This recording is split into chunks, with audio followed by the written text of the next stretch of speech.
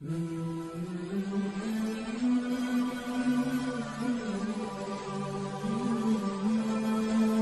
اللہ الرحمن الرحیم۔ کیا تم دیکھتے نہیں ہو کہ اللہ کے آگے سر مسجود ہیں وہ سب جو آسمانوں میں ہیں اور جو زمین میں ہیں، سورج اور چاند اور تارے اور پہاڑ اور درخت اور جانور اور بہت سے انسان اور بہت سے وہ لوگ بھی جو عذاب کے مستحق ہو چکے ہیں، اور جسے اللہ ذلیل و خوار کر دے اسے پھر کوئی عزت دینے والا نہیں ہے۔ اللہ کرتا ہے جو کچھ چاہتا ہے۔ صدق اللہ العظیم۔ حضرت عبداللہ بن عمر رضی اللہ تعالیٰ عنہ سے روایت کی کہ نبی صلی اللہ علیہ وآلہ وسلم نے فرمایا، اپنے والد کے ساتھ سب سے بڑا نیک سلوک یہ ہے کہ انسان اس شخص سے بھی بہت اچھا سلوک کرے جس کے ساتھ اس کے والد کا محبت کا رشتہ تھا۔ السلام علیکم۔ اسلام کی دنیا کے پیارے سامعین، آپ سب کو خوش آمدید۔ دین اسلام انسانی فطرت کے عین مطابق ہے۔ اسلام نے جہاں عبادات اور بندگی کا تصور دیا، وہاں انسانی فطرت کے پیش نظر تفریح اور خوشی کے مواقع بھی فراہم کیے۔ ہر مذہب کے ماننے والے اپنے تہوار مناتے ہیں۔ الحمدللہ ہم مسلمان ہیں۔ اللہ پاک نے ہمیں بھی 2 اسلامی تہوار عطا کیے ہیں، عید الفطر اور عید الاضحیٰ۔ پوری دنیا میں جہاں کہیں بھی مسلمان رہتے ہیں وہ ان 2 تہواروں کو بڑے جوش و خروش سے مناتے ہیں۔ اس سے ملت اسلامیہ کے اتفاق و اتحاد کا بھی اظہار ہوتا ہے۔ یہ 2 تہوار مسلمانوں کے لیے اللہ کی طرف سے انعام ہیں۔ عیدیں سال میں 2 ہوتی ہیں، عید الفطر اور عید الاضحیٰ۔ ان کو عیدین کہتے ہیں۔ حضرت انس رضی اللہ تعالیٰ عنہ سے روایت ہے کہ نبی کریم صلی اللہ علیہ وآلہ وسلم جب ہجرت فرما کر مدینہ تشریف لائے اور آپ صلی اللہ علیہ وآلہ وسلم نے دیکھا کہ مدینے کے لوگوں نے سال میں 2 دن مقرر کر رکھے ہیں جن میں وہ کھیل اور تفریح کرتے ہیں اور خوشیاں مناتے ہیں۔ آپ صلی اللہ علیہ وآلہ وسلم نے دریافت کیا کہ یہ 2 دن کیسے ہیں؟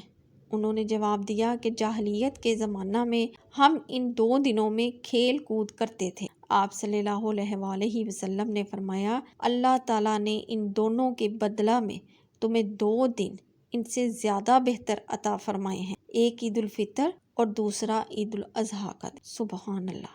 عید الفطر شوال کی پہلی تاریخ کو ہوتی ہے۔ مسلمانوں کے لیے مسرت کا دن ہے اور مذہبی تہوار ہے، کیونکہ اللہ تعالیٰ نے ماہ صیام کے روزے فرض کیے ہیں اور قدر مشقت طلب کام ہیں۔ پھر اس کے دوران قیام لیل، نماز تراویح، صدقہ و خیرات کی جو عبادات مقرر کی ہیں، مسلمان انہیں بحسن خوبی ادا کرتے ہیں اور خدا کی عطا کردہ توفیق کے مطابق کامیاب ہوتے ہیں یا کامیاب ہونے کی کوشش کرتے ہیں۔ جو صدقہ اور خیرات دی جاتی ہے اسے فطرانہ کہا جاتا ہے اور اسی نسبت سے اس کو عید الفطر کہتے ہیں۔ عید کے دوسرے تہوار کو عید الاضحیٰ کہتے ہیں۔ یہ تہوار ماہ ذی الحج کی 10 تاریخ کو منایا جاتا ہے اور یہ تہوار اس عظیم قربانی کی یادگار ہے جو حضرت ابراہیم علیہ السلام نے اپنے اکلوتے بیٹے حضرت اسماعیل علیہ السلام کی اللہ تعالیٰ کے حضور پیش کی تھی۔ حضرت ابراہیم علیہ السلام خدا کا حکم پا کر اپنے اکلوتے بیٹے حضرت اسماعیل علیہ السلام کو رضائے الہی کے لیے قربان کرنے کو تیار ہو گئے اور حضرت اسماعیل علیہ السلام نے رضائے الہی کے سامنے گردن جھکا دی، خوشی کے ساتھ تیز چھری کے نیچے اپنی گردن رکھ دی اور قربانی کی یہ یادگار اور تاریخ ساز مثال مسلمانوں کے لیے سنت ابراہیم علیہ السلام کے نام سے موسوم ہوئی۔ اس کا تاریخی پس منظر کچھ یوں ہے کہ حضرت ابراہیم علیہ السلام نے خواب دیکھا کہ اپنی سب سے پیاری چیز اللہ کی راہ میں قربان کر۔ حضرت ابراہیم علیہ السلام چونکہ اللہ کے برگزیدہ پیغمبر تھے اور پیغمبروں کے خواب سچے ہوا کرتے ہیں، اس لیے آپ علیہ السلام نے صبح اٹھ کر 100 اونٹ اللہ کی راہ میں ذبح کر دیے۔ دوسری رات پھر حضرت ابراہیم علیہ السلام کو وہی خواب نظر آیا کہ اپنی پیاری چیز قربان کریں۔ آپ علیہ السلام نے پھر 100 اونٹ قربان کر دیے۔ تیسری رات پھر آپ کو پیاری چیز قربان کرنے کا حکم ہوا۔ اس بار آپ علیہ السلام سمجھ گئے کہ مجھے سب سے پیارا حضرت اسماعیل علیہ السلام ہے اور اللہ تعالیٰ میری عزیز ترین متاع یعنی حضرت اسماعیل علیہ السلام کی قربانی چاہتا ہے۔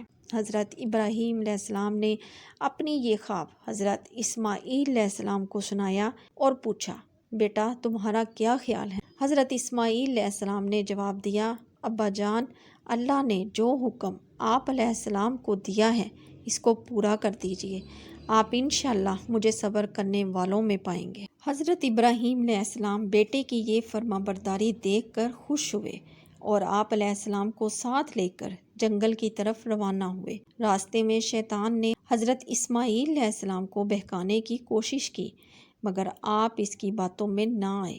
جنگل میں پہنچ کر حضرت ابراہیم علیہ السلام نے اپنے لختے جگر کو ذبح کرنے کے لیے زمین پر لٹا دیا۔ حضرت اسماعیل علیہ السلام نے عرض کی، ابا جان، میرے ہاتھ پاؤں رسی سے باندھ دیں اور اپنی آنکھوں پر پٹی باندھ دیں، کہیں ایسا نہ ہو کہ آپ علیہ السلام کی نظریں مجھ سے ملیں اور آپ علیہ السلام کو ترس آ جائے۔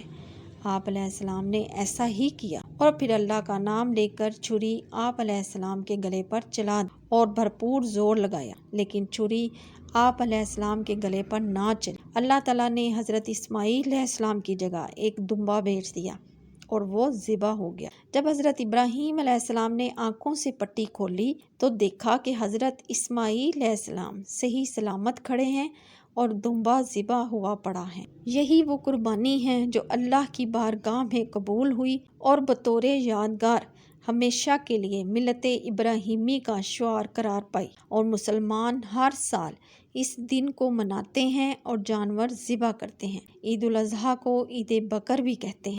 جب ذی الحج کا چاند نظر آتا ہے تو عید بقر کی تیاری شروع ہو جاتی ہے۔ لوگ منڈیوں کا رخ کرتے ہیں اور بکری، مینڈھے، گائے اور اونٹ وغیرہ کی خریداری شروع ہو جاتی ہے۔ کچھ لوگوں نے پہلے ہی اپنے جانور رکھے ہوتے ہیں۔ چاروں طرف جانور ہی جانور نظر آتے ہیں اور تمام مسلمان عید الاضحیٰ کے دن ان جانوروں کو اللہ کی رضا کے لیے قربان کرتے ہیں۔ قربانی کی فضیلت اور اجر و ثواب بہت زیادہ ہے۔ جو دکھلاوے کے لیے قربانی کرتے ہیں وہ قربانی قبول نہیں ہوتی۔ اللہ اسی عمل کو قبول کرتا ہے جو صرف خالص اللہ کے لیے کیا جائے۔ ارشاد باری تعالیٰ ہے، اللہ تعالیٰ کو ان جانوروں کا گوشت اور خون ہرگز نہیں پہنچتا، بلکہ اسے تمہاری جانب سے تمہارا تقویٰ پہنچتا ہے۔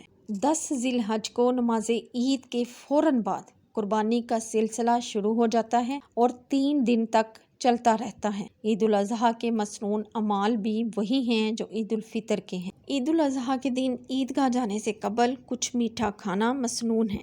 حضرت بریدہ رضی اللہ تعالیٰ عنہ کا بیان ہے، عید الفطر کے دن آپ صلی اللہ علیہ وآلہ وسلم عیدگاہ جانے سے قبل کچھ میٹھی چیز ضرور کھاتے اور عید الاضحیٰ کے دن عیدگاہ سے واپسی پر کچھ کھاتے اور آپ قربانی کا گوشت تناول فرماتے۔ دنیا بھر میں تمام مسلمان حضرت ابراہیم علیہ السلام اور حضرت اسماعیل علیہ السلام کی عظیم قربانی کی یاد میں یہ دن مناتے ہیں اور اس حقیقت کا اعلان کرتے ہیں کہ مسلمانوں کے پاس جو جان و مال ہے خدا کا عطا کردہ ہے اور اس کے اشارے پر اس کی راہ میں قربان کر دیں گے، خواہ وہ جانوروں کی گردن پر چھری رکھ کر اور خون بہا کا ہو، اور اللہ تعالیٰ سے عہد کرتے ہیں کہ اے پروردگار، جس طرح ہم تیری رضا کے لیے جانوروں کا خون بہا رہے ہیں، ضرورت پڑنے پر اسی طرح ہم اپنا خون بھی تیری راہ میں بے دریغ بہانے سے گریز نہیں کریں گے، اور اگر یہ سعادت نصیب ہوئی تو ہم تیرے فرما بردار اور وفادار بندے ثابت ہوں گے۔